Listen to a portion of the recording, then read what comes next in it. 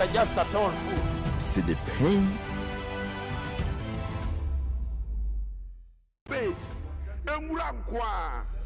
You have done the same propaganda for 15 months. Today, you have been exposed by electricity charges. Electricity tariffs are exposing you that you are not doing nothing in government for the last 15 months. You've been exposed by water tariffs that for the last 15 months you are not doing anything in government. Mr. Speaker, business owners are suffering. They cannot pay electricity tariffs. Mr. Speaker, cocoa farmers are suffering because you are struggling to manage the cocoa sector. Mr. Speaker, this is nothing other than propaganda. Mr. Speaker, your government so far is government by propaganda or propaganda with propaganda.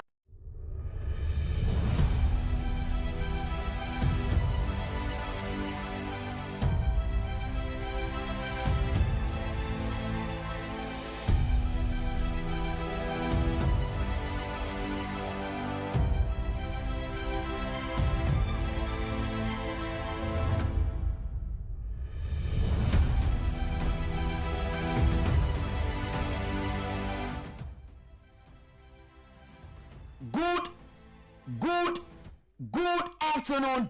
Raised to the power 50,000. Another beautiful afternoon. Today happens to be the 6th day of June, 5th day of June 2026.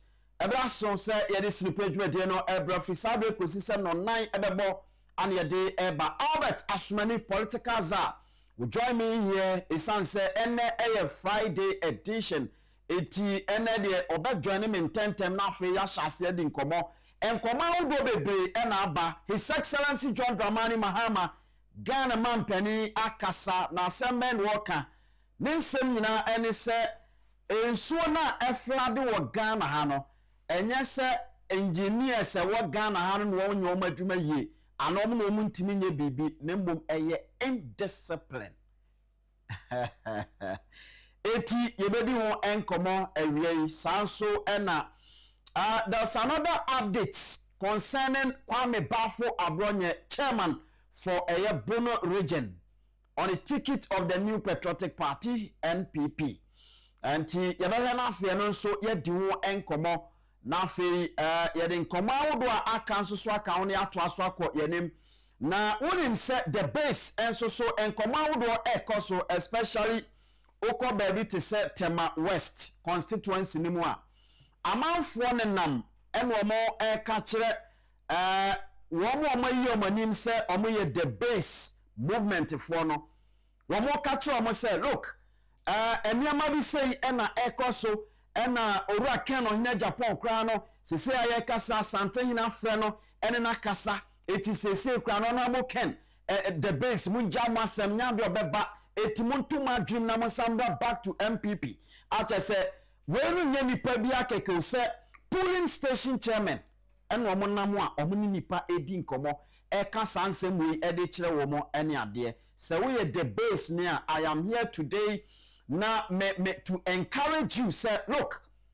memma obia emfa bibia emme twintwa wakwan mu obia obe na dwen se obe kroso o yese no I te say the okuta tipa truck na obi kuta abobo ya no okroso na wo yese no okroso na yese eno ane se o crash no yini free ho ne enko we so simple ni esasa o ka kire na ebeye yi a onsi wo nchen bie mu no biewa no na ka kire no na fe obi amfa na asem enko ba bi odebeko isan se Ghana nyina na yani abre because me say me kase me support to MPP there's no way I can support NDC because I have come to realize say ade a wo se enye wo MPP mu no beko NDC mu the same thing ade a wo se enye wo NDC mu no beko MPP mu na the same thing and these are political parties I don't ever want to associate myself with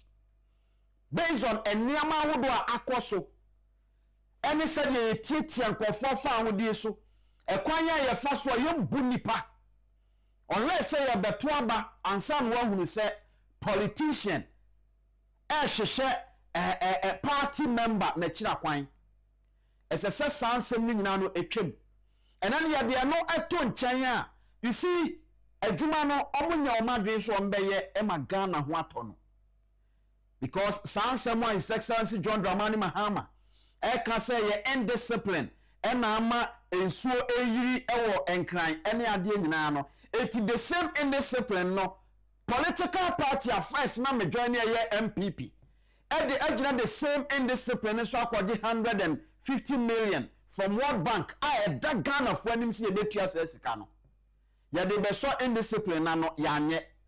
This is some of the reasons and ultimate person me associate me ho with the MPP again because 2028 me see abonten say we are MPP ni we are NDC ni na 2028 only Ghana folk odin komo say yento abama wa asem ben na obeka na wankasa wo manifesto die pa na wo de beba ye 2028 MPP manifesto NDC manifesto ye beka ni nyina aboa no ye be start from your friend is saying 2000 the year 2000 ye started say the manifesto e be to aba wo Ghana ha no ye be start from that time no na ye de ni nyina aba apart from Mampani that John Agyapong kufu a the manifesto de ba no you could see say papa na hwe aye ho adwuma omo aka nyina no de be dadae and I cannot be part of a political party or the country Ghana say may way may the prosperity eba I am going to build a Ghana beyond aid na ufri wonu mo a afi kwa no hia no kwa no aye kese wo time na wo didi Ghana so no sa time kwa na ho kire no aye kese na mu aye ya it is a message call back enu o mo akokasa se mo nto abama me party na assemble na me koka sa niam no ne yempese ebehunu biem it is a wo join the base a memo bi ntete koso anakoso why na bibia be kama o de emiriki tuwa bi eba ya ye fama dwuma nyina wie na afa ye tisimu a wa wo ye bema no ya kogina ba bi kokasa den eya mo nkonkohwe eda honorable Kencity Agyapong ede ne acceptance speech echo party headquarters any party ma ekasa na ya mo hwe sa video no you will see a certain Dr. Matthew Opoku Prempe napo sa oti echire ho na ekwan a odewe honorable Kencity Agyapong na oti echire ho etwetwe no and this is the same manner top bottom approach ono ene ye defa no so ene wonam ene polling station chairman constituency chairman oma wo nyina sika se yede sa proposal ne ba mu nyina mo me support enyintumi enfamra ampa wo nyina da jatum a support amana ya adwuma the same person is also behind polling station executives say monda da the base for no enkan chom say na ekọ ene ya ma omu sika no omde nam asofo bi num so agi sika ene omde nam ene omo ye ne omo beye na ye nyina ye te Ghana ye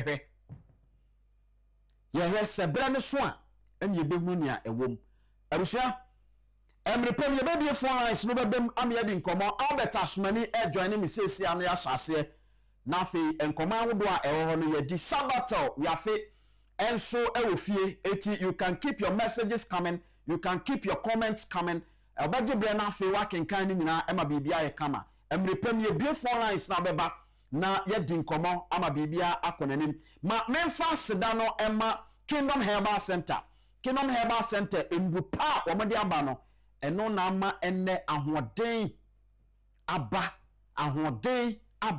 se Ghana for baby omunam bia no yade pa de ne Ghana for to nkwanta owa pai enam Kingdom Herbal Center endupa yade aba ye wo Kingdom garlic bitters ene ne capsules se yade no edika akotre ni pedue ni mu a eno no eba eyi yade ni si nchen no ono ankasa jedwo ni pedue ni afa yade bia ni mu otwiniti a no abona to nchen yade bia atwiniti a no ode na ato nchen ebua ni papa afa ye wo Kingdom tremendous capsules ema mode ni o eno na esiesie ma nyina ma sese no kane na ese na we die ena nka wa ha ena we die na okwa afikyira yete ne nka ena we de ena katoa ne saa nyama ni nyina no Kingdom Tremendous Capsules ebe yi ni nyina e de afiri wonti ene emma so enya wo mo fa ahodie sanso ena emmema e de ni o Kingdom Jesse Power Capsules no power to the people enu ye the base power na Kingdom eduro no enya eduro achese edidi agro kra sa Kingdom Jesse Power ni siesie emmema wo mo nkwamwa aye mre emmema wo mo ankasa kra no sabe kwakudo nsuro oluma sakola huna bobrim no na ho den ewo from epagya ni gina ho na adwuma oluma abeye no enya asem keto akra ba bia to aduro bia no odu ani kiremu a wo se mepe Kingdom endupani bi wonsa beka ni nyina na open dodo atu aton a bra eye drug lane okanhyi ewo Accra Central na fe Kingdom Eba Center ewo ho ubetimi aba be tu enduro no ahodo na e de akọ na se koba ne se bia no ye edi nkomo nso am yenkasa ewo 0275 804 064 0275 804 064 na one Kingdom Herbal Center eni nkomo ye fra me Anthony Kofi Inkum Dazi Mr. Inkum, one and only Inkum on radio, one and only Inkum on TV as well. Ebraso say ye din komo o kan ho ewo oman 107.1 FM so ewo nkrapumpuni mantemo. We are shaping the nation. Afe North Radio 90.1 wanonso ekrem ewo mfimfini mantemo precisely as seen fosu the pride of Central and Ekutem and afe Net 2 TV beyond the limits and your day eba. Join us on Net 2 TV on Facebook, Net 2 TV GH on YouTube as well. Now for my comments and messages no and share emra. And then of course say a WhatsApp messages so manemfa 0240 550899 0240 550899 nafe yanu endi enkomo ma me na me ho me pick bibi from the Lions mentality me da me ho ba Albert Asumani political zabe join me na ye di enkomo sinu Pein ye kan senia etie we are on.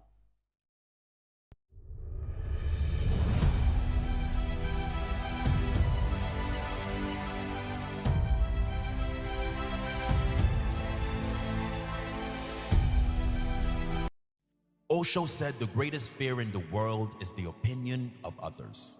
And the moment you're unafraid of the crowd, you are no longer a sheep. You become a lion. A great roar arises in your heart, the roar of freedom. Sheep have no freedom. The sheep live with fear and uncertainty every day. A sheep never leads, a lion never follows. A lion is in complete control of his or her life. The lion does not accept scraps and does not get told what to do or where to go. The lion goes about his business fearlessly and with extreme competence. You will never lead a lion to the slaughterhouse. They will lead you. The lion is the king of the jungle. And it's not because the lion is the biggest. It's not because the lion is the fastest. It's not because the lion is blessed with any great advantage over other animals. It's the mentality of the lion that makes the lion the king of the jungle.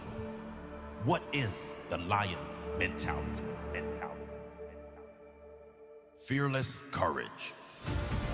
Bravery is a key trait of the lion. The lion will never surrender. The lion will never lie down and die, not even if surrounded by 10 hyenas. The fight is never over until it's over. Maybe you're not surrounded by hyenas. Maybe you're just buried by bills. Maybe you need to stand up for something you believe in that no one around you agrees with. Do not give up. Do not give in. Be fearless in going after what you really want in your life. Maybe you've been at it for years and nothing has worked yet. Maybe you're tired of hunting your goals and seeing no rewards. Do not give up. You must keep fighting. You have no guarantee of success if you keep going, but you do have possibility. There is a chance. The only guarantee comes with quitting, and that is the guarantee of missing out on the life you really want. Keep fighting for the life you must have, regardless of the hyenas. No surrender.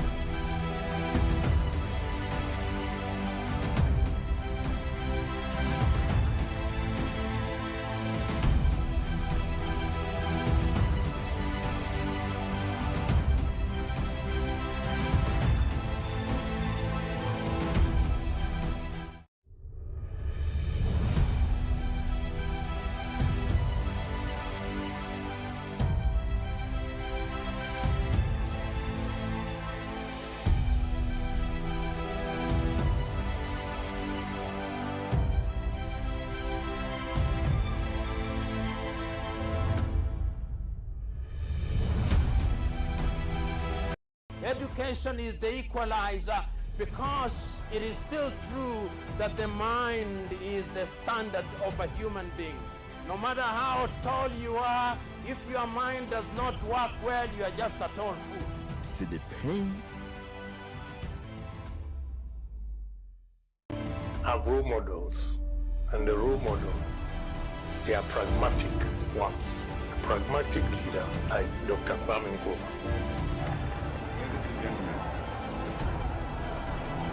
We live in a world of contradictions. These contradictions, however, keep the world going. Let me explain what I mean. Ghana is a small but very dynamic, independent African state. We are trying to reconstruct our economy and to build a new, free and equal society. To do this, we must attain control of our own economic and political destinies.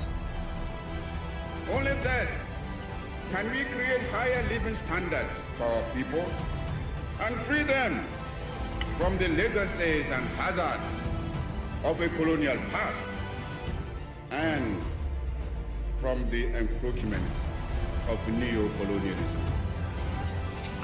When you look at the existing infrastructure in this country, about 60% of it was done by Nkrumah in the period of 9 years, from 1957 to 66.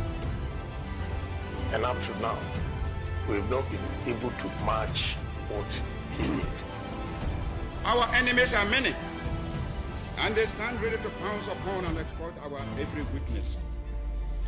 They prey upon our vanities and flatter us in every kind of way. They tell us that this particular person or that particular country has greater or more favorable potentialities than the other. They do not tell us that we should unite, that we are all as good as we are able to make ourselves once we are free. I go around the country and I see the works of Dr. Kwame Nkrumah, and he's been my role model. The Chinese president summons all our presidents, and they summon them. The letters may be polite, but it's summons. They go to Beijing, tails between their legs.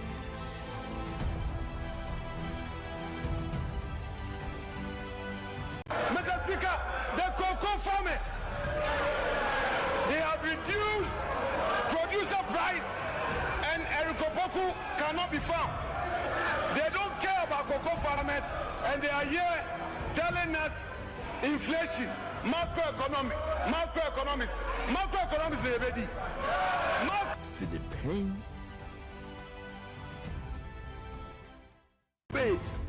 You have done the same propaganda for 15 months. Today, you have been exposed by electricity charges. Electricity Tariffs Act exposing you that you are not doing nothing in government for the last 15 months. You've been exposed by water tariffs that for the last 15 months you are not doing anything in government. Mr. Speaker, business owners are suffering. They cannot pay electricity tariffs. Mr. Speaker, cocoa farmers are suffering because you are struggling to manage the cocoa sector. Mr. Speaker, this is nothing other than propaganda. Mr. Speaker, your government so far is government by propaganda, or propaganda with propaganda, and full of garbage. Mr. Speaker, thanks for the opportunity.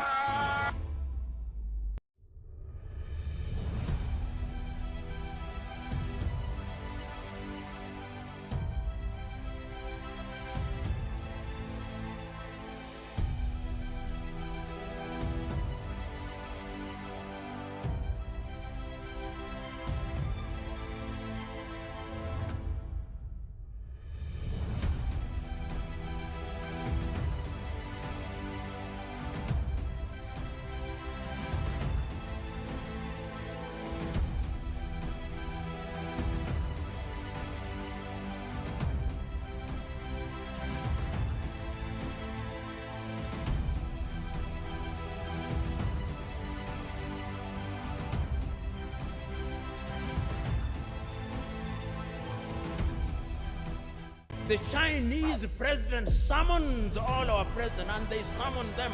The letters may be polite, but it's summons. They go to Beijing, tails between their legs.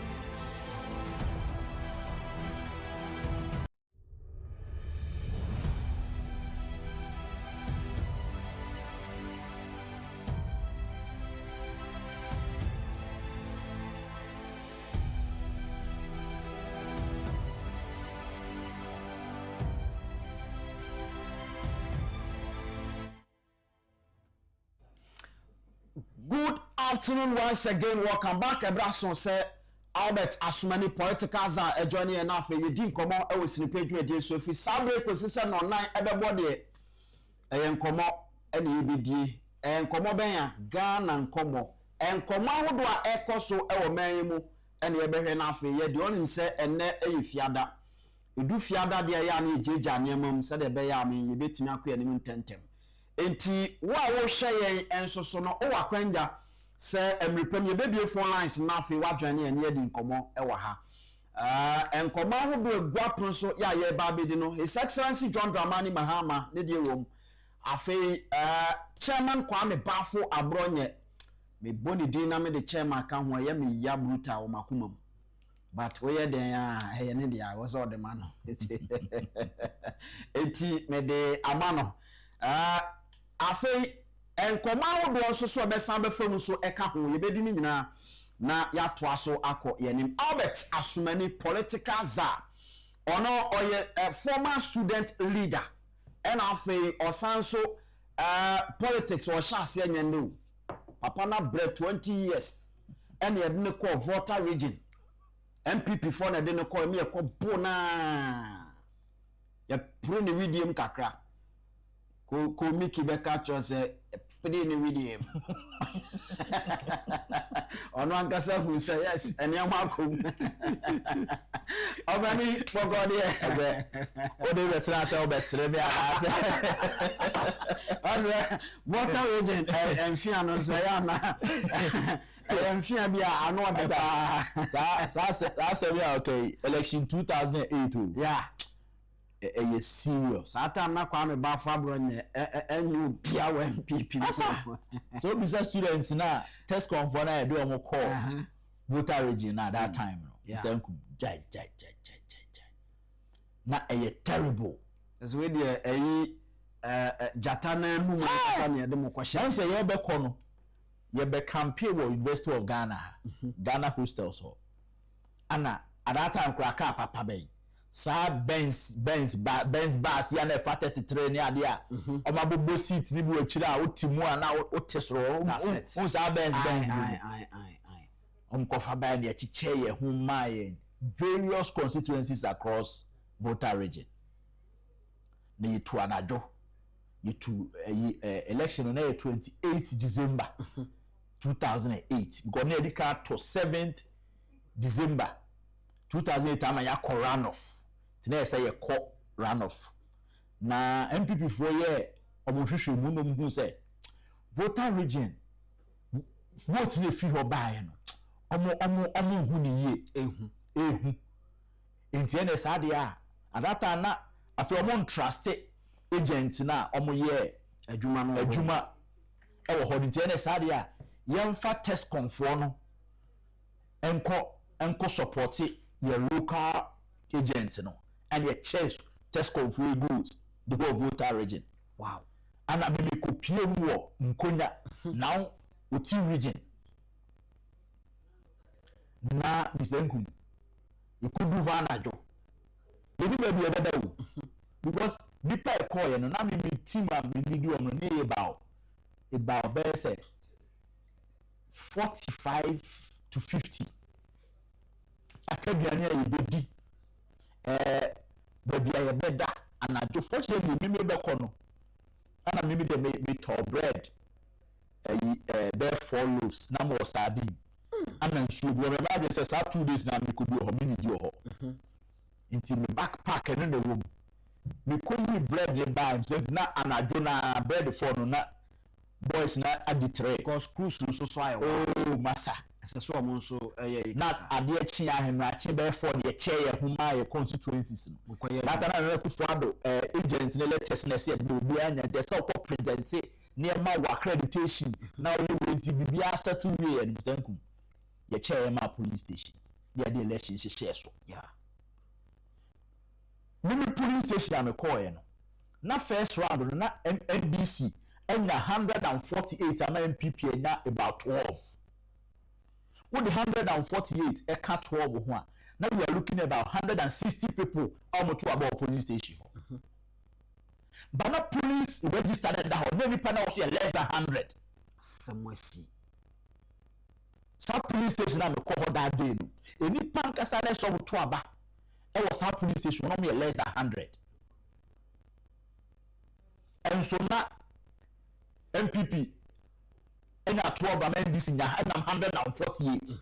Let us say at once na overvoting crap him na che say abrafo aye ready a che so omo no ma to ban age ban nti opo mu onbeto na de hunu enye time aye to aba no de hunu ya to aba na we na ye kan no na de musuo mo na ye wadwen say wo paper bi rejected vote ebia na vote bi team atamos ho che say kotobi a team a be team wo gu so ne wa hwe a obeyira ba yenso ye ko no na ja school fu a ya promise yes munko ya adwuma mra party no hodo enti ye de ahodin be ya vehemently opposed to everything enti bi hu bi na say you reject MPP bi na maka so we are rejected say be ya make nyanya kwan so reject NDC for there Mr. Nkum ye presence na ho no ye to aba ni bi no nipa less than 80 na to aba that day wonderful akoye adwuma ma party no ama MPP enya mu 26.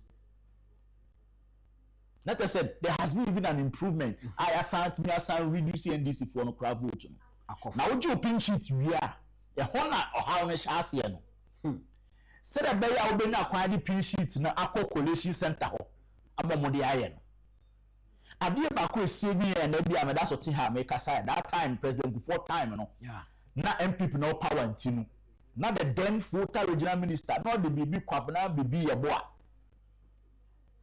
Na officer constituency na ekọ mu no ono ana ordin the boys any soldier fo bi ebegigi pulling pin sheet no na so se chair mu nti no uni ba bia uni awo ya to aba na wie na kro no mo ye menya ebi kwa ha nti na fe ni nyina ye boaboa ye ho ana begada one place na bro na sha ase no ti atimi ho sa ko we pin sheet won nche ya ya bo se kromfo ya ti ya pese ya bo na agi ya gifu sam de a uni records bia o de ko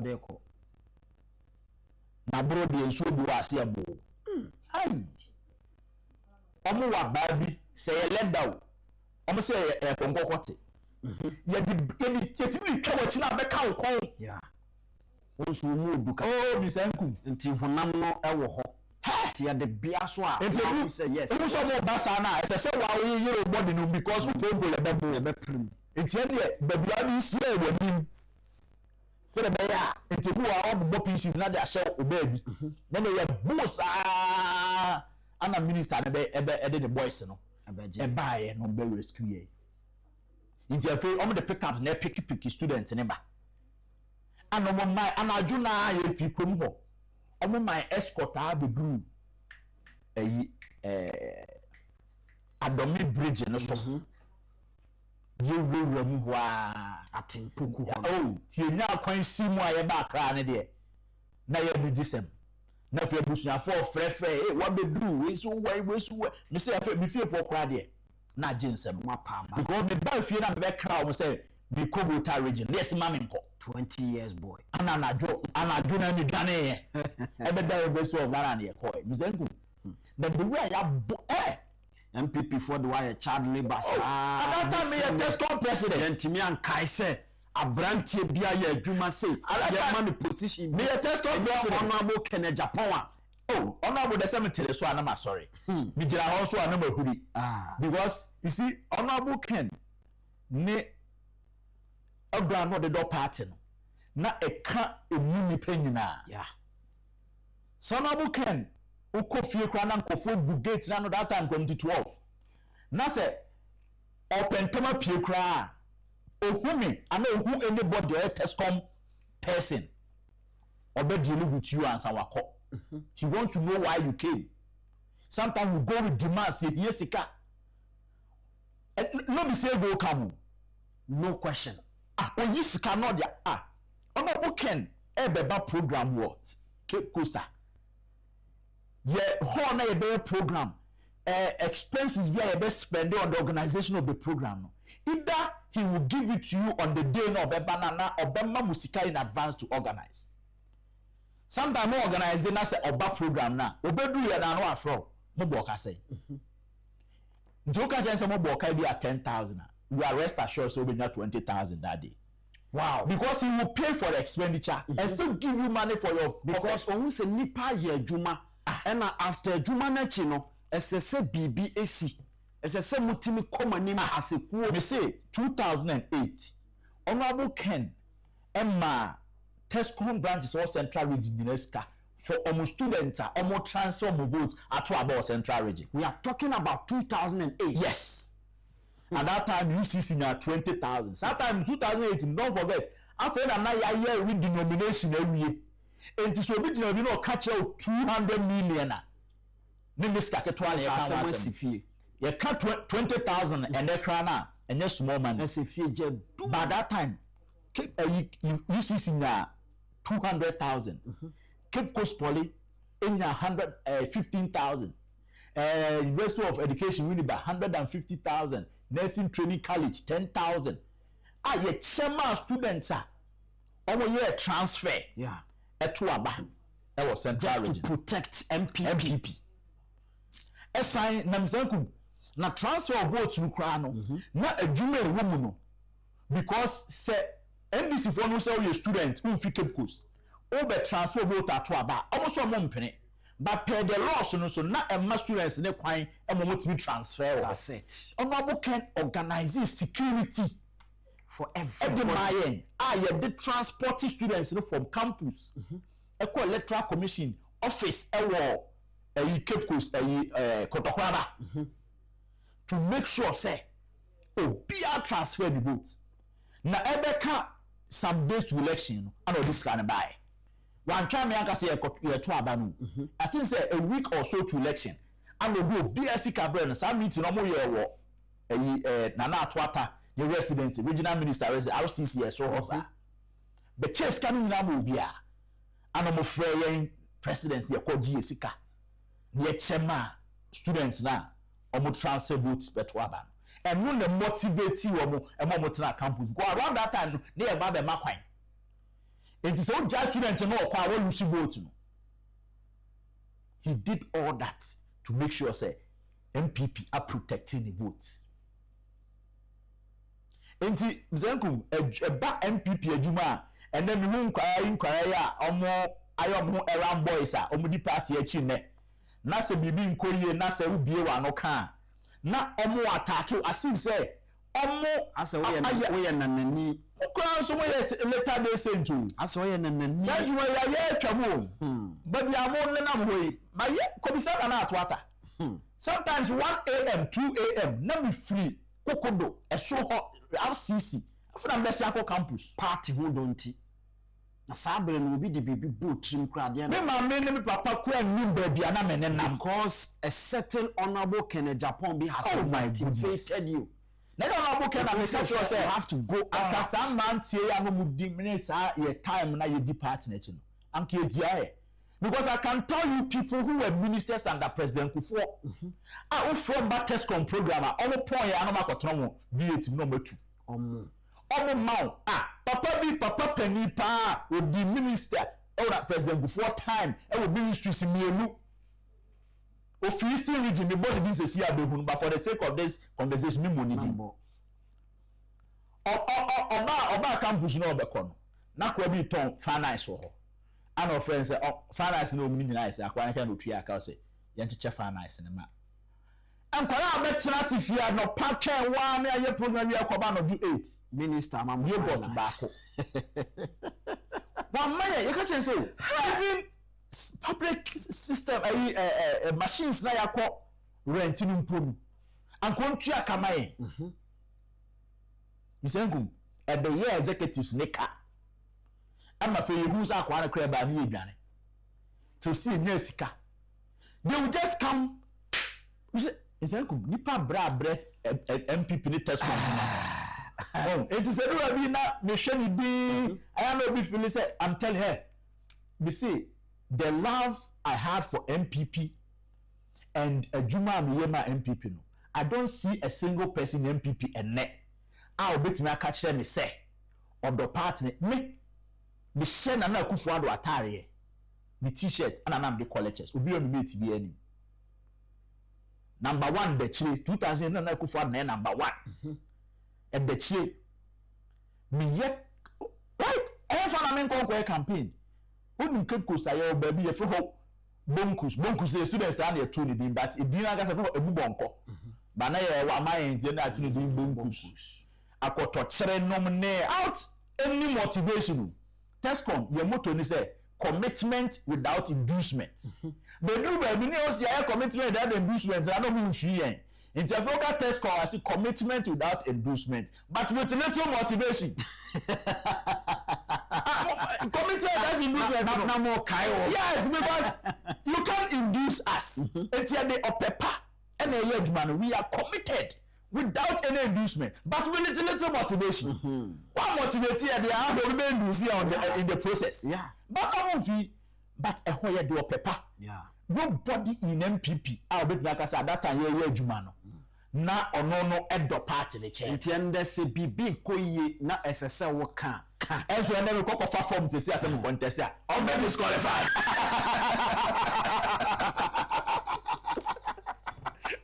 Wala he kra na o constituency no. On be so pardon me. On me fe. Oni me. Che the mamia obeye or the saying 1D1F coordinator. Honorable gift to OHENE Kunedu. Now I am the MP was Asante Achim South. Now the students for Cape Coast and pass Asante Achim South constituency every campaign. At the man. If you Cape Coast, obey the name of the choir who was able to pay Kumasi. If you Kumasi Abashan Asante Achim South.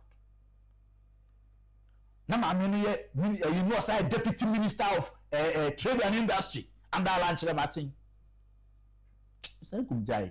But men's over contest. I can the video resonates with me. I'm telling you. Albert Asmani political I don't know. They do Friday they are near the room kakra say I see so and unkophobia Wamo ebedi party animu wama be wura party nim ama ya chesika ama sika be bi on bottom nti and they are going round motivating test confor as if say omunim wo mu ama omoboa eya danko da be ebre no so a yen ya fa ye ho adwen enti san confor trimodinfo ise yen ne ayen ye pe ane ye de ne beko yen so ye se de ayen so ye pe ane yen so ye de ne beko eti sese no yen nyina ye nam obi eko eti mama obi intimidate you sa baby a open no aye debate no join it because honorable Ken aye sika kuruwa within the new patriotic party ye de ne ko ye ni abre every businessman in Ghana is part of the base join it Ghana ni menyo ho abro because we politician say obetu kwan a otu kwan say bibi ntim woko but the businessman obetu kwan because okohe bibi oko business okoye business risk. These are people unya omu a obetimi asesa man no enye nkofo mbe ye adwuma kakra bi no watie ngura politics ofa hwema now enane nansa ye pon adwuma ye adwuma pon ye na aboso na se ye nyina ye bekaye a enane nansa no na exactly 11 years a ensu yiri emu atoye nchem eto Ghana ya chese enipa wo mo hwere mo nkwa na nya asem ketwa enipa over 150 eno wo mo hwere mo nkwa afei dodo na nso prepare ye na ya me no e ka say most of them are disabled eno mo gu dem na at that time ensekuma e hwere wo mo kra no eno na da TV no so awo hwe no enya Ghana no ye ka ne ya wo ne mo mpanisi edu amanfo so ayeka ya no enti baby ayedru na twase akoyachi na fe yekohunu baby a yefiri ene ne a yewom enne enti June 3rd esiye ye ma Ghana fododo na ehwere omo nkwa at that time 2015 it was His Excellency John Dramani Mahama ena no ye Ghana mampani na sabre no ne Ghana fo edi nkomo ekasae ma yentie kwan a ofa so ne Ghana fo edi nkomo June 3rd 2015 na yentie nense concluded the national crisis meeting disasters that have hit our country, leading to what the security and emergency services have officially counted to be about 150 deaths. The official toll will be known after the search and rescue exercise is over. Earlier this morning, as early as 6:30 a.m., I visited the Kwame Nkrumah interchange area after spending the night and early dawn monitoring the situation and receiving briefings from my service commanders. A leakage from a oil service station located close to the Kwame Nkrumah interchange caused an explosion that killed many people who had sought shelter there from the torrential downpour that had inundated the city. The inferno quickly spread and engulfed a nearby pharmacy and several properties adjoining the fuel service station, commercial bank building close by. On behalf of the people of Ghana, I convey my sincerest sympathies to the families and relations of the persons affected by the fire disaster. Obviously, the casualties from the fire disaster increased because of the heavy rains and resultant flooding of many areas, including the immediate vicinity of the oil service station. Over the past 3 days, various parts of Accra recorded varied measurements of torrential rainfall. The highest recorded amounted to 269, highest measurement of 180.4 millimeters that fell in Accra over a 2-day period last year. While floods are a natural characteristic of rivers and streams in their lower courses, the severity and damage they can cause are exacerbated by uncontrolled human settlement and activity. Accra lies in the floodplain. Way His Excellency John Dramani Mahama in 2015, June 3rd. Time is so.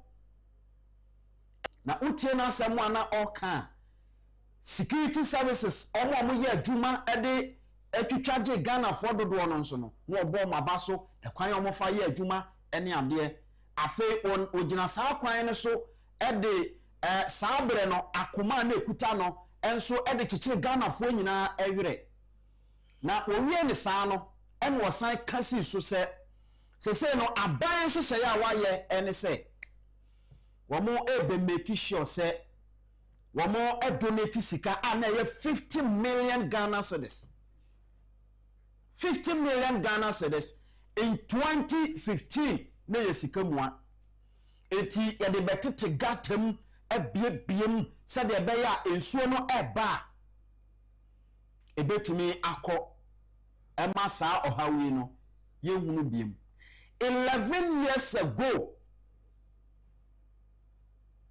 enene nansa June 3rd 2026 His Excellency John Dramani Mahama ene san ye mampani enso san toya na chese enyasem ketwa kra eno kra de ejiri kra chen nia esiye in 2015 no but we de enso ejabia amfa filling station nemom ejabi pie baby na enso anya filling station ene fa enti amfa OHENE amba but ni nyina mu no enkofo hwere omonkwa enipa wuye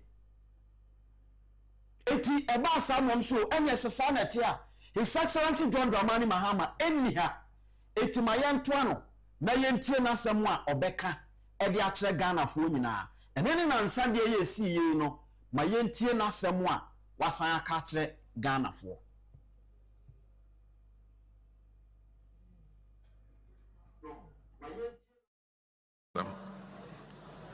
It is just a problem of indiscipline. It's not an engineering problem, it's a problem of indiscipline.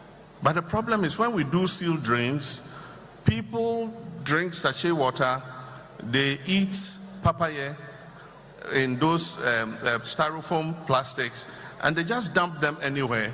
And these plastics wash into the drain, and they go and block the drain. And so if you have to unclog the drain, you have to remove all the drain covers and clean it out. You clean it out, you cover it again.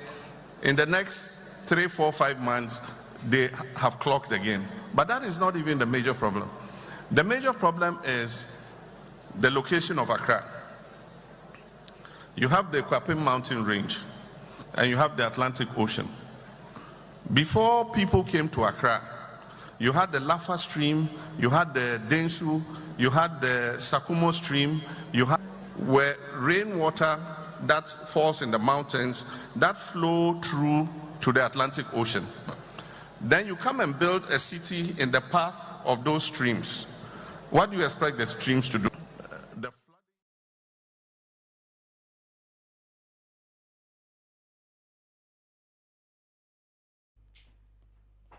His Excellency Mahama enono ose ensuo na efrade ewo enkrapumpuni mantemu ha no enye engineer sasam kwa engineers nye problem omunya bibia nemom officials nso a omunya omadwuma yi a omutimi ye tena hohwe ema ye build a whole city ewie asiakobubunu no eno no enye engineering, but he still classify them as indiscipline.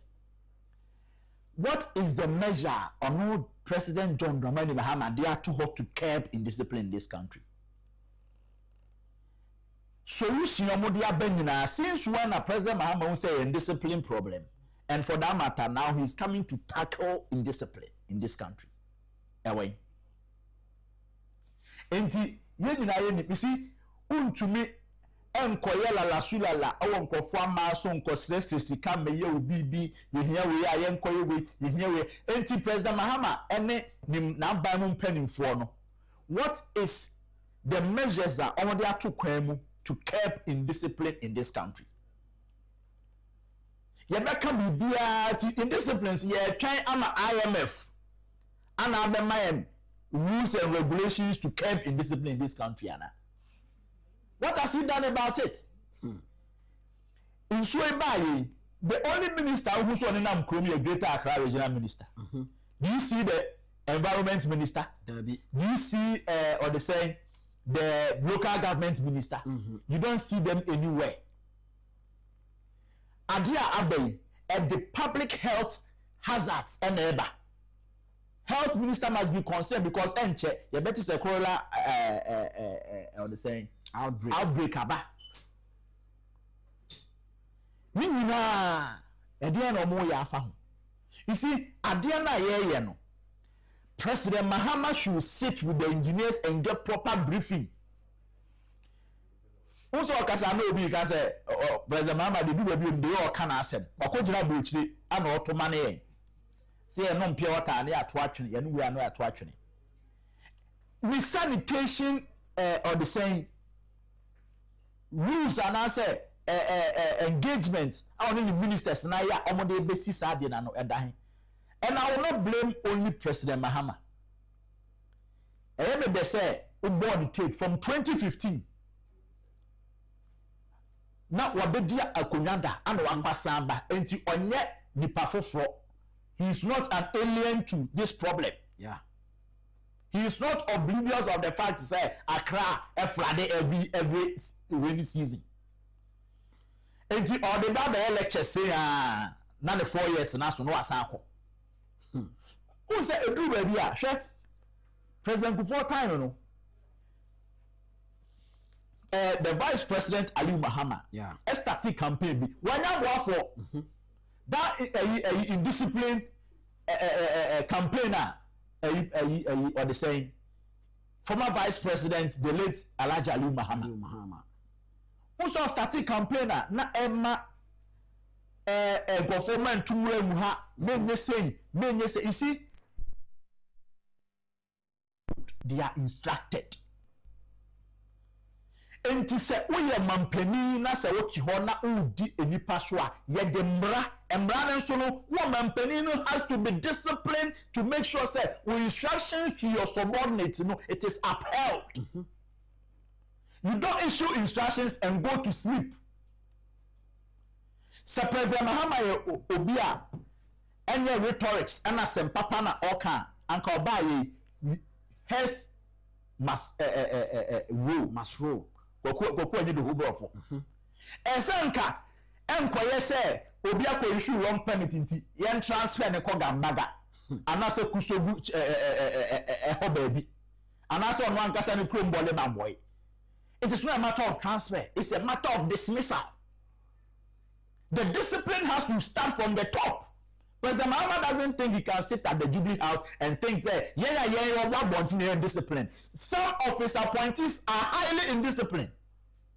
They are in the office taking all the fat money, taking all the allowances, ministers, Omonam Kromai, and Swato edit traffic in me, non the siren, one choke car, non the Molan Cruise Pemo. Yeah. Because car cross scratch here, a bicycle and the bay into a farm. Omonam Kromu who's are very indisciplined. If you have a leader who cannot crack the whip, leader won't even from Juma all the time, you are throwing your hand in despair. You can't do that. He should let us see, say, who said President Mahama Bedia could have say, President Mahama has been very fortunate, and now I had every confidence in him, say, he is the only person I want us a golden opportunity to rule Ghana for 6 months for free as president. I am Tony Swaba. I was somebody 4 years because you know 8 years. I was somebody. Ghana has never had that history before. To become a vice president, one confused for vice president now the baby president. Who called Juma no vice president? It ran now a president. Who did from July 2012 to December 2012. And they saw to Obama 2012. And now somebody mampeni 4 years BM. And what what's na fia cost steady, Nana Akufo-Addo out bent in your house, a game plan and yet a queer body saying, or the Shahan was share more goals. And oh yes, I say, hey, Ateta Fanibra. And yes, I know a baby. And what Bejina center stage. Oh now, yeah, striker. After all, by a side complaints. into a conflict now for 8 years in Inano, one Timian steady problem where a shame for 450 and one abreso. And Cassa send me the opportunity to be president to be more and see what member bresu beam and Cassa or shy Sadi and so.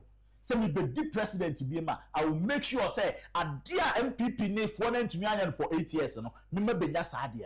That's the reason why I'm the what trust when you say.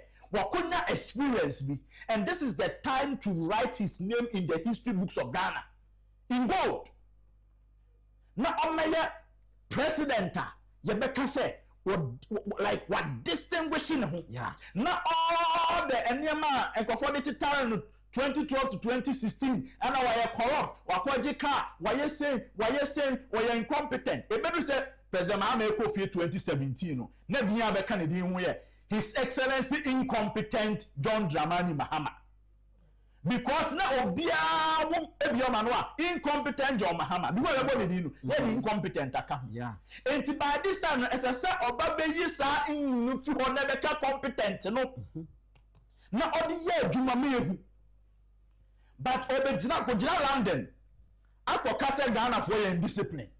Because Ojina Bochile. Oba. Also the ministers in this one na omo adwuma the MCs in him omo adwuma on country some most and discipline and for that matter you don't have a role to play again in my government na on sisa wo mo positions no enya because when I hear campaign and the man sadia ebegu so esa because most of the DCs and I will not mince words here, most of the MMDCs they have no clue in how to even manage a city. Most of them, they have no clue. But because when even the technocrats, the experts are even advising them, they don't see the need to even listen. Now, President Mahama Meka say me discipline. Meanwhile, you began 2 million nations. You are an executive president. What are you doing about indiscipline? What are you doing about it? Last year, you flagged Okrumha. Now, on a president, yourself will be. What do you say problem here in discipline? What are you doing about it? And I can say discipline. Yes, when people litter, it is part of their discipline. But that is not the only indiscipline that we have in this country. Most of the government appointees are highly indisciplined. They have to be checked. Namely, who say, you have a country to govern. Do your part. Let Ghanaians do their part. And no, and Ghana for your confidence or president I to Obama and say and nothing a day was said a sambai. Now said all the kind here. Then I go for the comedy see and every day a weekend be on my updates. That is not a solution. What is this plan for Accra? Whether you like it or not, this is the only capital city we have. Abri will continue to be at the top and Accra will continue to be at the down. Whether you like it or not, you cannot switch it. That is the problem you are confronted with. What are you doing about it, His Excellency John Mahama? What are you doing about it? All the 16 regions are shown, sir. You have a role to play. You have a city to build. Whatever you have to put in place to make sure, say, Ghanaians become disciplined, you do it. You see, sometimes it's psychological. You see, when we talk of say a patriotism and I say nipa discipline, it doesn't come just like that. Do you think those in London, he thinks say not discipline? It took leaders who were also disciplined themselves to make sure that people become disciplined. Because the word indiscipline and that means obronin at the buy. Obronin say people will be indisciplined. But let's put measures in place to make sure we curtail those people and make sure say we have a wholesome nation to govern. That is the duty of President Mahama. Albert Asumani, political czar, no se mekasa wa here. MPP ni NDC na they will not like me. Me say won't like me that won't check me. Me so me check him. But you see, Mr. Asumani, I said His Excellency John Dramani Mahama. Okay, say yenkola abremu no. Na say abofra oyam funso obebia. On say ne won panifo bia obetimi adi wachi de waba wa ofu anim.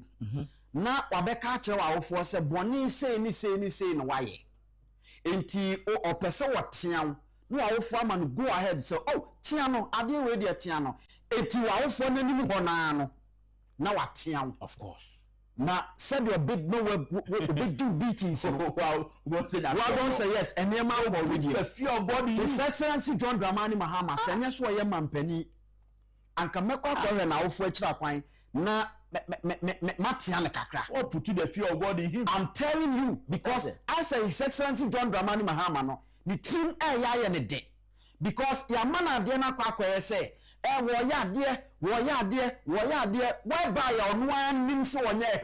the problem is that before MPP bekono it said the same thing time Ajoma maybe before 2016 na ya say ni before MPP bekono there's this say give the dog a bad name and hang it before say not for before ben now NDC4 have succeeded in tarnishing his image ama na na kufa da ban there na apro tantan kra na yehu bi da anya sound na net na enti sa because na John Mahama na ya stick pa there na kufa do aban na enti sa if this is what the alternative is then na kufa do aban na eye papa me problem say no has to do with the problem I can ho asem no make it is our problem na I can ho asem no I want MPP also to come out to tell us say ye buy no ye A ye B ye C to make sure say ensuo to wa Ghana ha e bia within a short possible time neko ebetimi akọ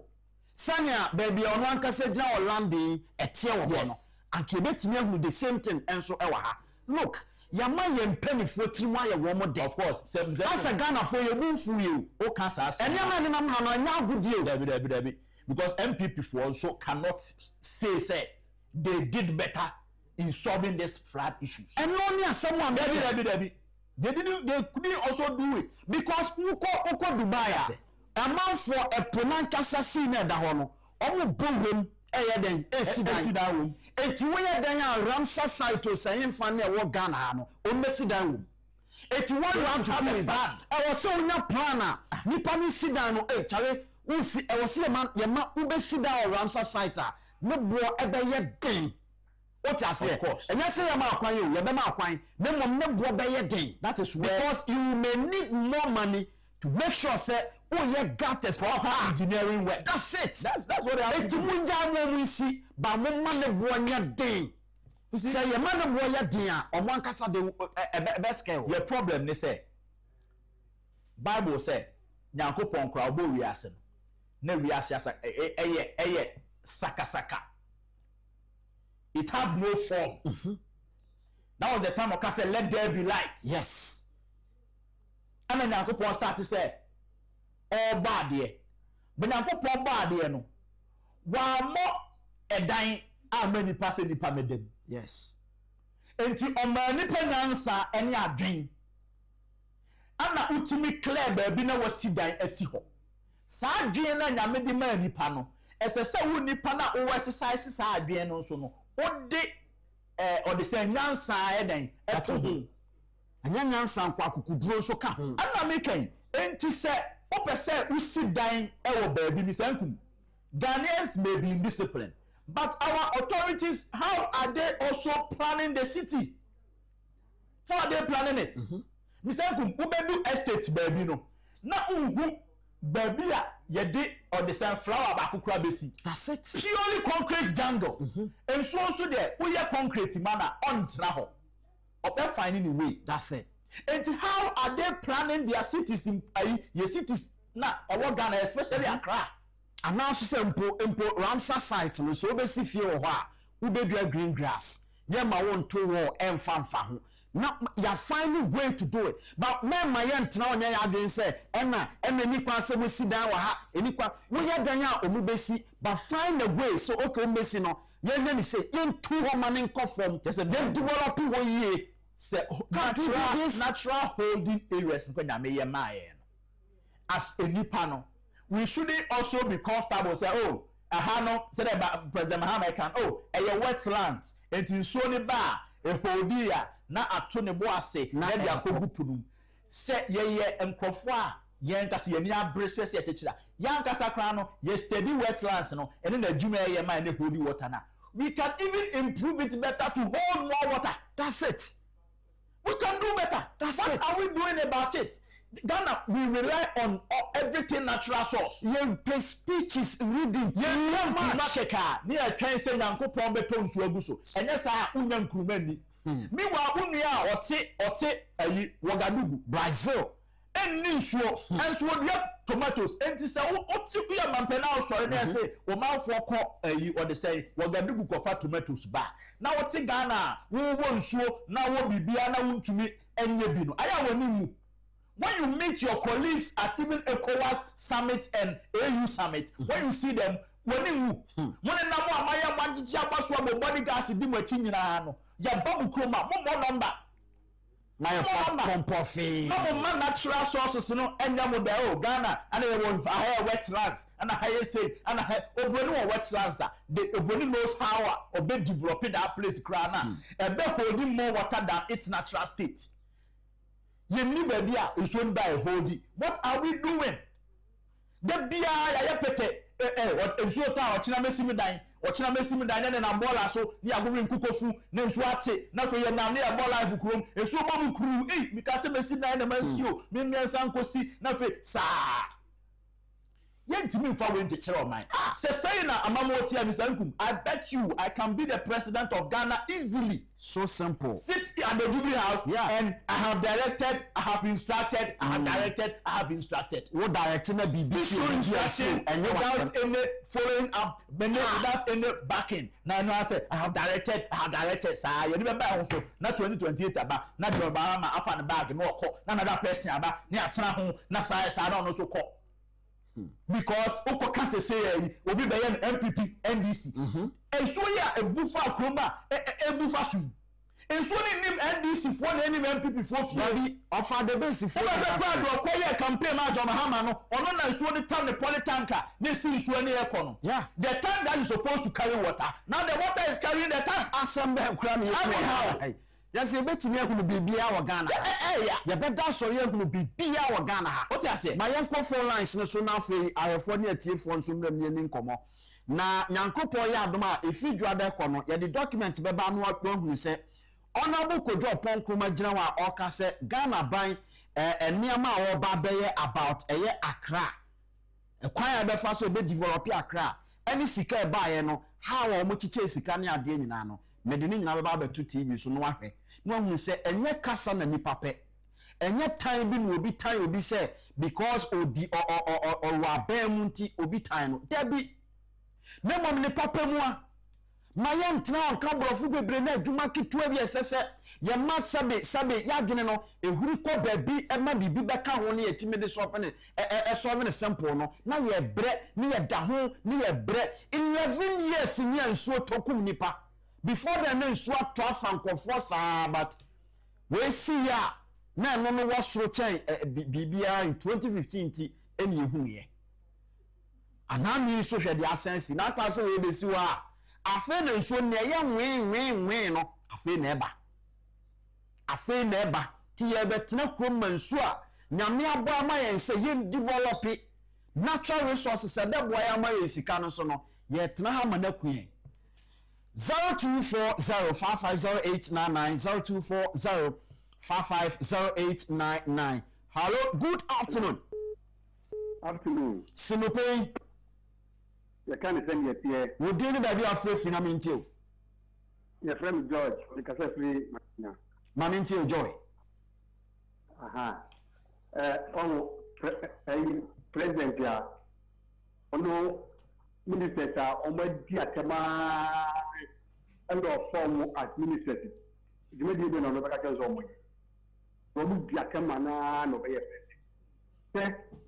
Obi a wo na atuyenche sei asi na ka wonya opportunity asaba biwa e ka sabia no ho na wo ye sa adwuma no e na twumto na atuyenche sei e ka at least wo ko trafie ke ho e na ade be yo target kura se obe de bidia ba ama dwuma di na ide akoso bi se ni tuto a nsuo fa nipa but emu bia wanye da bia no to no sa o wiem ko gina obi ememu ADA na terms in this. When you did to me, I shall. But even a woody, if you didn't hear a if you didn't have a but even a wood did ya amade a costume and a chat. What can I say? Two examples, which is like I said, a Ghana for indiscipline.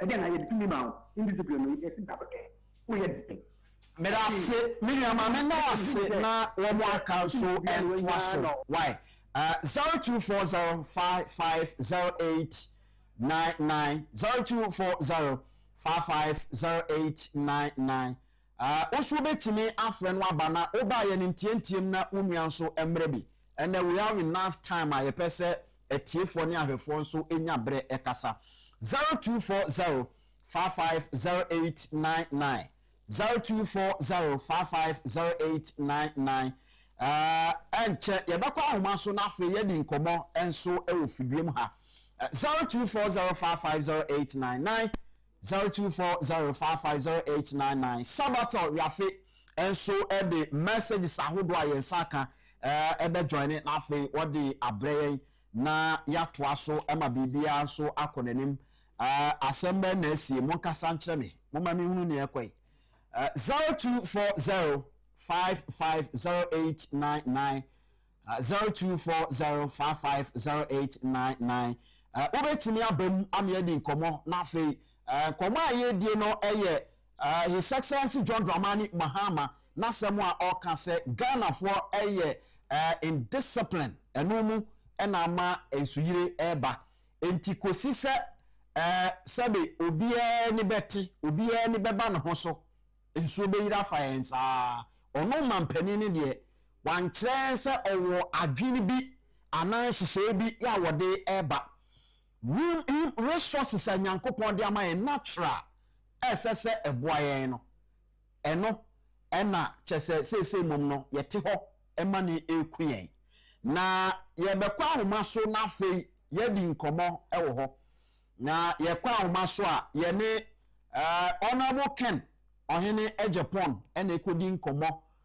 about flooding situation in Ghana and afei other ensema wodo a ewo ho and afei His Excellency John Dramani Mahama ne indiscipline awode aba se ye nyina yebeka ya honorable Ken OHENE Agyapong ase ka se ono or the PhD system and or the bebo de Ghana eno ene enkoma ene nanamu ananko de ebe make sure se dedi kan Ghana for beti ne ma biase na wo ka se obi ye indiscipline na wonam abonten so na afei aduane a wadi bola ekuta no yemfa dustbin biansi baby a wode betu nti nkonfa nkoto he wode beto eti Ghana ni no so so a oni ahohyeso a ebia nko betime ede saa bola no ahye ne ho apa baby di ahye okodu fie a no wayi ato ho no enye Ghana ni bia ne betime aye ne saa eti asese ye pe kwan a yenso betime afa so na afi yamanema etime asesa eno ne nkoma ye die ubetime abam na afi yenso eno akasa 0240550899 na afi waba honorable Ken OHENE Agyapong ewa ahoma ne so ya yedi nkomo honorable se otime nka ma memo aha emfamous ni page media so. Hello, good afternoon. Honorable na bibia bokode Oh, nyamia do mene mo Bible. Yeda nyankopon ase ni tie mo argument do na me fi say baby you wa mene mo nyadwene because problems are Ghana have. If we continue to politicize this now, there will be no solution to it. It am better to contribute extra margin. Let me give you examples in the world what is going on. Okay, ona wadaro mama yentie ehi na oni yenya adwene na nia opese o ma yetie no yentie when the president said say the problem enye engineering no you have to understand say maybe say I have always been talking about PhD, patriotism, honesty and discipline. Discipline is a major problem in this country. One, obi ekoto sachet water onum na liatufu or Titrotro. One day, 37 military hospital. Roundabout to her. And now, traffic, stop. Now, Obiti, Trotrum, Wagin Sio free, girl, New York, or Nomoyan, or the Atufo. I'm catching a girl, or no tone, you say, on fat, the no, in free football. Young girl, or did it matter? Or no, all tone session, that means you Lincoln town car, a Lincoln navigator. Share car, a crummy that time, girl, no arm for the crew, did it matter? Because me say, at the end, Nipanajato for on the town man, it's on fat at the end in free. 2. Any pana or no so and nom at the end. And so, Abentina went in young fat, sashi empty no, and kura. Now we do baby a dustbin what to up. You see, we have to speak the truth. And I am no say. They call campaign office, my campaign office. I said, all along, I felt a gata. Not knowing that, and then I'm quite have you any clean? And also a stream, but a fear, a free, a slow ebano. All along, I felt a gata. Until that, and see you talk, and clean you, and I will say, clean water, a free man from a briho, a slow, and ever, a memoir, ever from a hokofa, a villaggio, a cheat, a pop, baby, a cobopum, I don't know. And indisciplined here. President in the car, I was saying, if we can correct it, then you know, see a gentleman. I also agree that President, should be bold and don't politicize the say, Yachi, Minipa, Moyen Yankoyino, or MPP Yankoyino. What did I can't indiscipline to radio so one more than day, one more than day. So we near MPP Nina Koya, but Yachina demonstration. So Yachi MPP.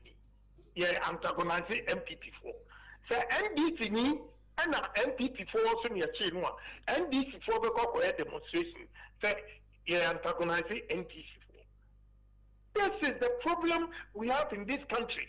We are using politics to destroy the country.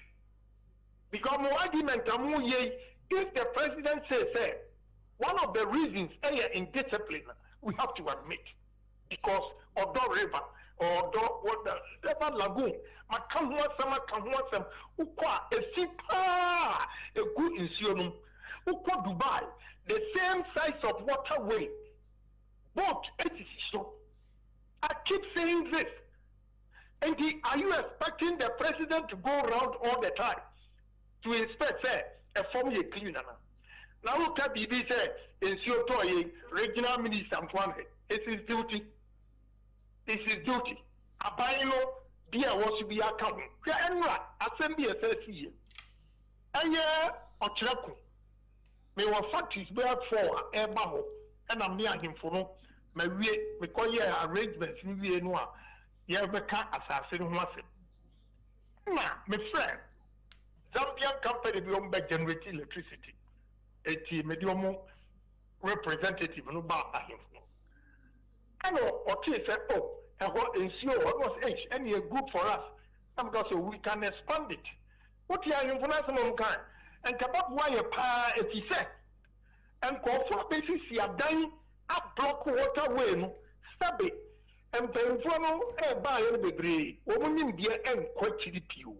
But they were able to convince me, said, but Trako down every because real estate for SEC are dying up block waterways. It boils down to the indiscipline again. A baby now or try to go clean now politicians be a question for 40 a propaganda against the government. Hello. What you mean, God? Me too, pa. Yeah, and he says it's a president to identify indiscipline. We want to ask him a big question. What is he doing about it? 2. What about Ghanaians? doing about it? First, for the past 2 months, I've been going to India and China. Now, in discipline, go to China and see cleanliness.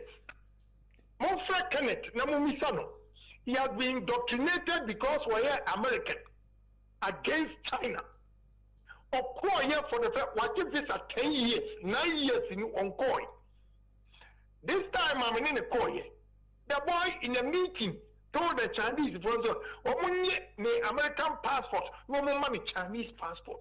Madam, the camera, and what did the window, flowers, I yet dear, the lanes outside and inner a yinina.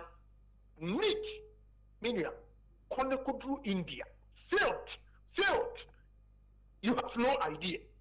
India, they do a Ghana approach. Why? Because they don't obey traffic lights. They don't obey anything. I have a meeting with Chinese group, 5 p.m. When we were there, was there many kekekurano become red lighter. You have to pay the ticket. So the guy is so disciplined because the systems work. They will punish you, and yes, will be a disika, not party be a press conference. Yes, will be a disika. Clearly, we're disika. And you got the courage to go and demonstrate. In a country, no, this one, and your MPP, and the Omumi NDC MPP. What more power? Be a bonina, now we are here politics. What you fear? How would you change this country? One country now to Dubai, any Arab countries, now share discipline. Why we have a monarchy and a dictatorship, and yet democracy. You'll be tempted to make that statement because one person can make a decision, say, mistake. This is how Dubai should look like in the next 5-10 years, and everybody will be. When the president says, this is the way we are going, opposition for whether it's good or not, because of selfish interest, will say, we are going to kick against it because of that power. It's done first. The country first. And the more argument if the president comes out to say, in discipline, let's charge him, in discipline, so do it for us. Change the system. But don't just condemn and say, what kind of discipline? So honorable, on that note, no, Senya can say, I mean, places like China, said they said, compare the streets of China to that of the street of Ghana, Accra specifically. Now, that's been crown over travel so many you wouldn't see one in Accra. Sanity China. Now, quite many bet me fast wa. Yes, so no, you bet me adapt it, whatever they are doing over there. The answer is simple. People should be punished for the wrongdoing. Yes, that's it. I don't care how you feel. Yes. So, obi to me kotokume. Every what you have said, let the tongue and young tika, no one jerk in the way. Why is the assembly? TMA, one thing, anybody who is in charge should be fired. Be around, to make sure that Nipana didn't cook a walk on. Because so you make sure that Omas is at the NFL. And my answer, any solution to answer, people should be punished for wrongdoings. And politicians should stop politicizing it and make sure that we have reward and punishment introduced in this country. Reward and punishment. Only Paniadia, Yamon Abaso, only Paniadia, Yam punishment. And yet, Ghana, forget it. Because, maybe I can remember Dubai. That will come to see energy. Now, share a sure down. Need the way a fear expense for a coffee. Now, me back or dog. Now, they don't even believe you. tourism why never betimi aba ho say okay e pona no say beach ho na where is ba sure it's simple how it's simple how do you promote tourism in indiscipline so indiscipline the government the citizens we should all begin to discuss it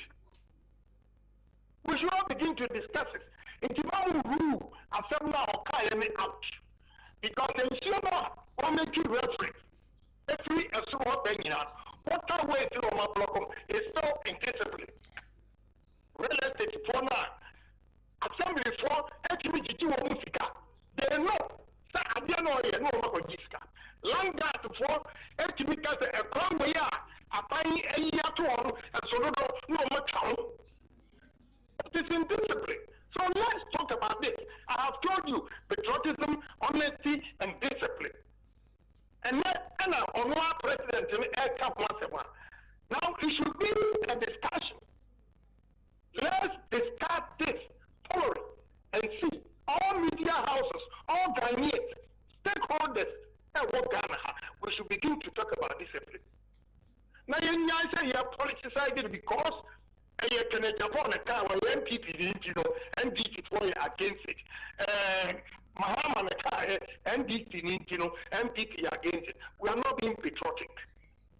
We should love our country. And everywhere there's indiscipline, trust me, the country is so filthy. I will be going there again. I don't want to talk about comparing the two countries. I will be our China and India. I will tell you what is going on. The message of my argument, you know, and yet nationalistic, and yet only politically cause it came from the president who is an NDC. I don't care whoever makes that statement, but Yansha Abba a woman, na Yeni Ghana for, and begin to discuss how we can be disciplined and develop this country. Because a Chromo far, tourists, you know, they will recommend their people. That is how we can also make money. I've been listening to me, but the next of these one side. Yes, so I say Honorable Ken OHENE Agyapong and yene no edi enkomo baby adru no na Ghana nkomo ne babua Ghana nyina o say baby adru no oye Ghana ni, and so he has to also pass through eti waba a ono so de na adwempo e de abetai ekire se indiscipline na mampani no kae no afa na mampani etimi admit de a yema ne mamaye eye key discussion topic e Ghana ha na ye nyina ye discuss se de be ya ye betimi aboa ye ho na ya sesa na afi ye nso ye man no etimi akọ nanim ona will do be na nsaman for boom trinko ne ya but ye be kwa ni ona bo wakasa who say asem no abo kan so asem no abo aka wa ha no so bi betwa bi e bi akọ news wo ba bi a on fa ni nyina yeah mo bi ko si ba bi fa ko ye be on say asem no abo aka no ye make sure say discipline ye dia ye adwuma we part to play me no me part to play o mampani we part to me dey say o see nyina ye discuss it na stakeholders na obia play ni part. You see, if it is treated holistically, Ghana a bit me ayeye. All right. Ma menko ahoma so na fiatie fo ne ahefo omonsan emre na ye ni nkomo 0240550899 0240550899 oba no ayi ntientie na wonu anso abam. Hello, good afternoon. Hello, Benny Gabriel. Sinope. Within the Jacob taxi driver. Mami too. The two of you are then Master said, Monsieur the South. Yeah, Aban rules. Okay, I'm in country. And then we say, all day from Matu to get and Samsa. So Aban rules are not to see finding the Indiana. And my name is Chamon. But we say we are taking up on who went. My son, the man was 20 me. And son, I tried to manage it. Me say we say it's a katata ni to assembly na say o mo ne you be ni do. Yes, so man bin you because I sense aya o ntie some of the essence statements for no na mo so mo ntie mo ko ne bla mo bre. But everyone so mo you say the dey o mo meta e sense e condition to with dia e from en ko you and then the phone am to aba mo na mo na mo say trouble asan say trouble mo. Medawasi 0240550899. Hello, good afternoon. Hi. Hello, good afternoon. Katobia Grandpa. Who did you say? Dankwa kasa free Abuna Nsaba. Mami ntio dankwa. Oh, me dem wasapa why the pa look at Ghana you na mo kan ni no Canada ni mu da baba no ye tra baba na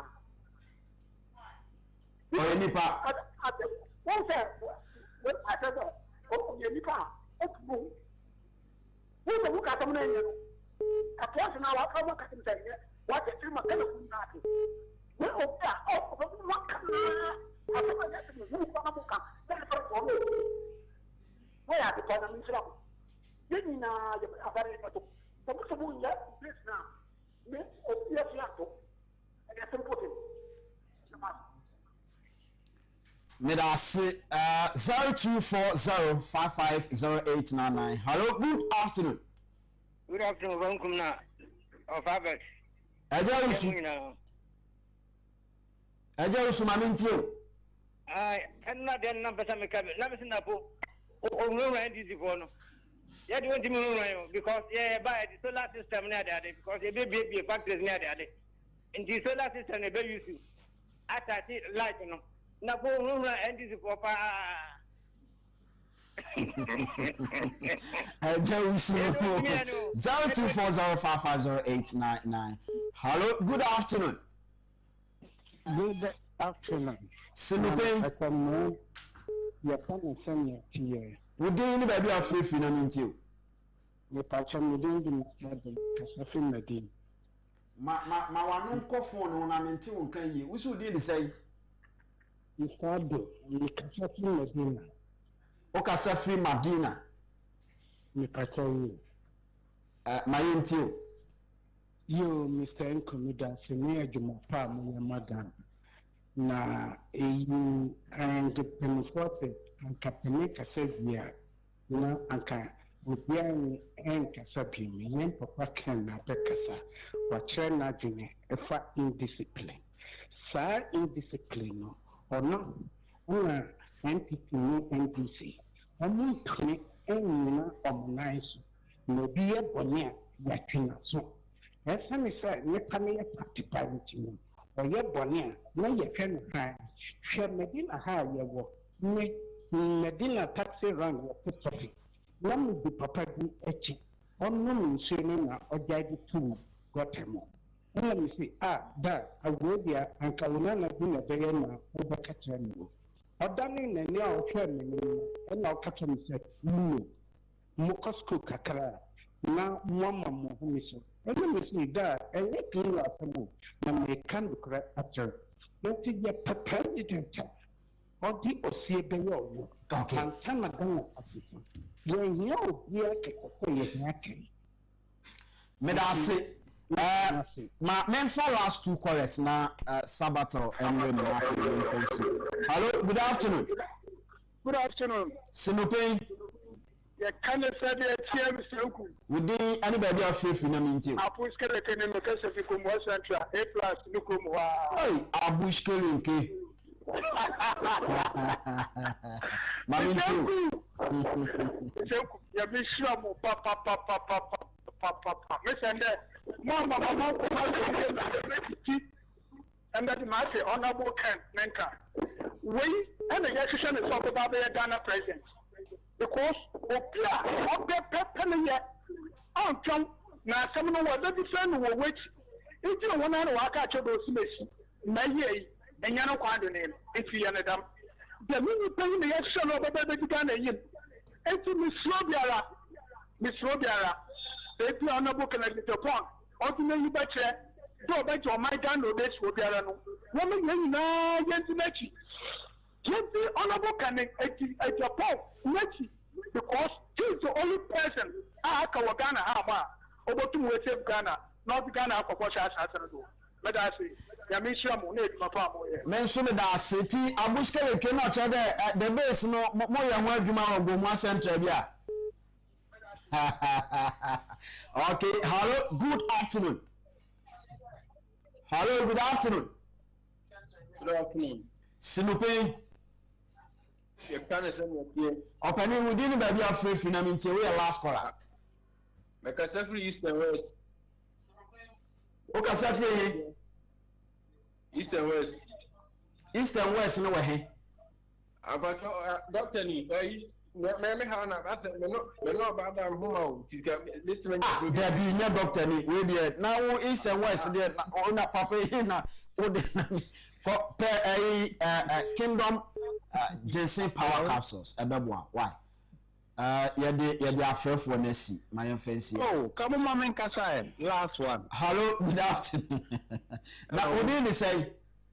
May the Kwame George Mr. Fifthama West Committee 2. Maminti Kwame George, well we are last caller. So when you send me a more Casano honorable Bearman, and I send you obey a correction, and I dream of the two hall, a funny air course of Ghana and other part of the world. So this is the kind of leader in Ghana here for the rest of the life, for the rest of our life.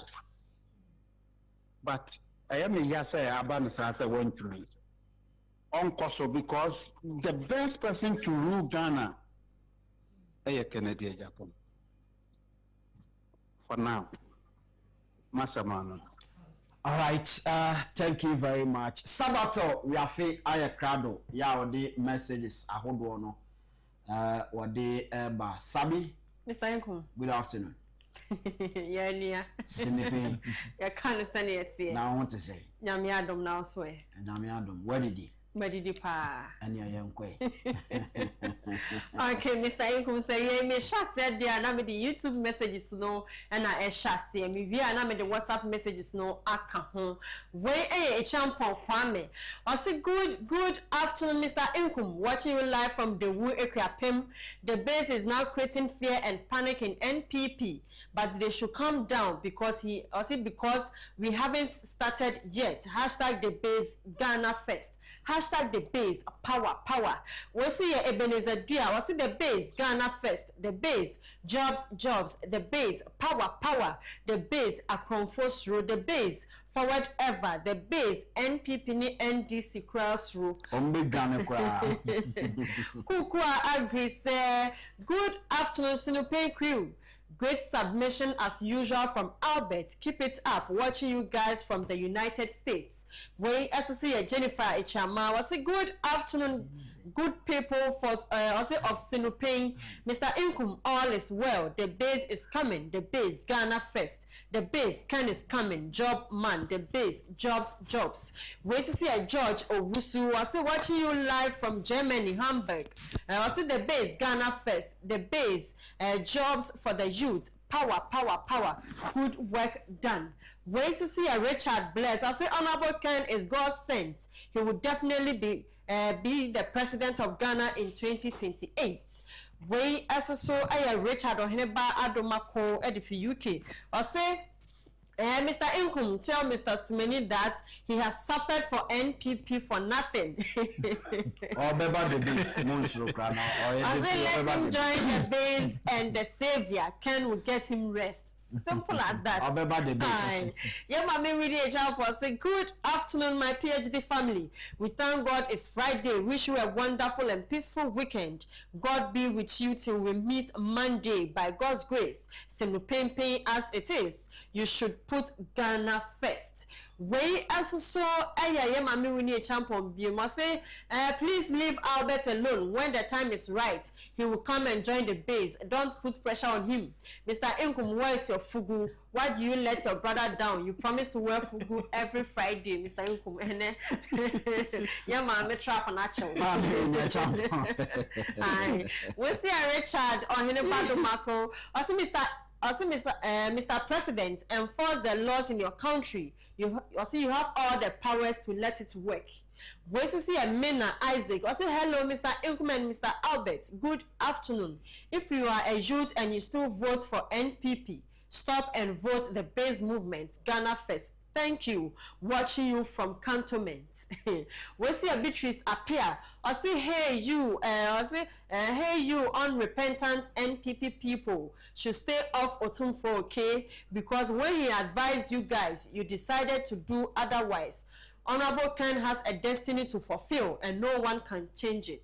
We see a Stephen Kwashi, or see the problem solver and visionary leader is speaking, still the board is there. Daniel Jumase did he Ghana first? The base is coming. We see a Stephen Kwashi, you must see his boldness alone. It makes us feel good. The problem solver is back. He's not back. He has always been there. Selina Krantz says, this man's voice is so loud to the extent that even the dead wants to hear his voice. God bless you, Honorable Kennedy Agyapong. Where to see a Beatrice appear? Also, you see what the base movement Ghana First has been talking about? Honorable Ken and his honesty is unique. So special. We see a Celestine, a last one way enamidi area with YouTube. Also, Honorable has spoken well. Piao, Honorable Agenisa Piao. Ma memfa WhatsApp messages no so kakra enka hona memfa wo NC.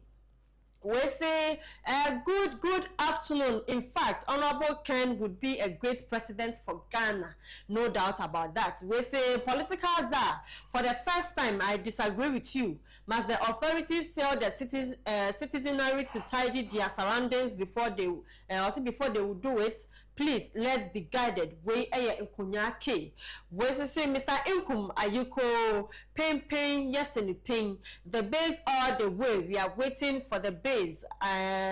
Okay, or if you Ashoman, a Janto, and I do way by. Also, no NDC, no NPP. The base in Kwana Echo. We say, good afternoon, Mr. Inkum. Is President Mahama talking about indiscipline? Wow. Please let us focus all our energy and to promote the base Ghana first. The base power. The base say ampasolo the wu ekwapem masinu pain. We say it shall be real. It shall be real showdown under the base. Whether NPP NDC shall turn stone into a tree. The base leader Honorable Ken Agyapong will be the president 2029. When I now say Okukudro for Mr. Inkum, when I am my last message or WhatsApp into the message in Sabi, mama na wase na me boy dwa be essential. Why? Sure. Weekend the fakọ rest eya hwe hu yi. Unim dan so beto. Of course. Until all the time you have to make sure say baby awo no enso tokra we safe. Why? Sure. Me da say. Bibi abe kama. Why? Okay. And also be disciplined. Mate. Be disciplined. Very important. Men koto to niam ntungu bas. No. Why? You mum ye discipline we are. Then we make sure see readers so they will do what is right. Of course. And some paper. Why? Me da say. No. Mr. Asmani. Mr. Inkum. My men current for birthday now. Okay, sure. Now, and then so yeah, Adofu be birthday. So, monfa birthdays no to so na yenko ebreni ho. I'm sorry, lawyer new. Your friend Cephas Kofi Junior Esquire no. Yeah. Cephas Kofi Junior. Happy birthday going out to you. We every Mr. Asumeni ho and what day buy Mr. ACP Cephas Kofi retired. Okay. OTS the paper and I went to the ni oloye ni and papa did share the same name but we junior. Okay. The papa could be police. As a question also the lawyer. As kwesi plat na ne papa. Say ne papa senior mon. So junior ni senior na. Said one egusu aye ni kaka. But me papa say name me or say. Okay. My me dey no dey me to me of me papa wofa. Okay. No your hene. Okay. E fe na so many. Enti na hensem woman this. Hensem ya odi. But I thought every no back on I am Kwatin Sechi. Ian. Kwatin Sechi. Ian, happy birthday going out to you. If you umame ene o papa eho ena ebae. Omsi nyankopo nhyira na onya okese pa. Kusi se obeye kese aboroso. Eti we susu free owura asumani ho ena ebae. Nkonyake ba no. Nkonyake ba no. Nkonyake. Ai. Eni nkonyake ni ho ya ewa. Eti yeko ai mze nkumene efiada yeko weekend yenim ti ya bo ho ban baby I will be making sure say yes ai na esi ade baby ye de ho hye nyamensa because nso nim zanku bia akoye no ebia na aba ofie ba na ache okwan so ja ba na chi basua de bi pa nse de Mr. Di weather na na me de better am say just me twen wa ha anya pe kwa na ha de ye was second floor because what the car ni sikrum na be sit down University of Ghana traffic na say na the way isu na ayiri no na wo hwe ni ntom kwa na say na car si isu ebi kwa kan ho asem 2 minutes to go eweka Ibi abane ko na ye din komo pebrade eye nation building edin puntu o si honorable Ken kase we are want to me fast bia na say eno ano no but ma yenye discipline me ne oti hey ebia menim ne awoye na bonten yes ebia no akwaje aban sike bi se ukoye adwuma bi se wanye ne ye bechi wa eni kwanse misi abonten bi eno na honorable Ken ka boss no ye chi MPP ne say da bia ma catch wa say aya na me hu ade da ni patiri bi say obi aya bone what people always are trying to commit crime and hide behind their party colors. Yeah, ne say Ghana ni ye. Say wo your party ni or your wunia or your papa emra e de emra. How many times on abo can catch us say Kenneth friend say police ni ati no ka so mon discipline. So that is the way to go. If I am BP na so your papa your best support. O ye bone e say catch you. But nipa mpepa empe no kre. Nipa mpe no kre. Say them kai no ayi akwaya asemi de once on abo can abeka say we no my emfa na asem ne mam esa na ya water down discussion yes am person about water down discussion yes open it say we are open gari we are then swasa and so if you hok kwa betu na yemfa ma obi anko gare ya dey see Albert Asumani political